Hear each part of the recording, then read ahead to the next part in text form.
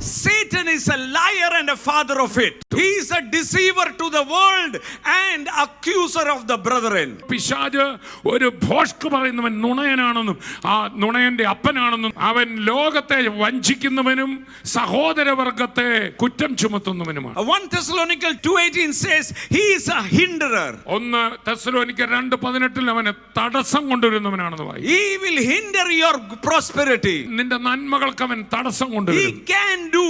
അവനത് ചെയ്യാൻ പറ്റും. Otherwise the Bible will not say, I Paul time again, but Satan hindered me.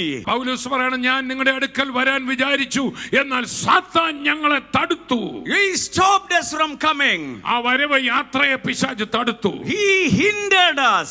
അവൻ നമ്മളെ തടഞ്ഞേക്കാം. But I'll tell you today, എന്നാൽ ഇന്ന് പകൽ ഞാൻ ഓർപ്പിക്കട്ടെ, whatever is the challenge, ഏത് തടസ്സമോ you can പ്രതിസന്ധിയോ break that hindrance. ആ തടസ്സത്തെ നിങ്ങൾക്ക് പൊടിച്ച് ജയിക്കാൻ പറ്റും. Because you have the name of Jesus. കാരണം നിങ്ങളിൽ ഇരിക്കുന്ന നാമം യേശുവിന്റെ നാമം. Can you shout that wonderful name? അത്ഭുത നാമത്തെ ഒന്ന് ഘോഷിച്ചാട്ടെ. Hallelujah.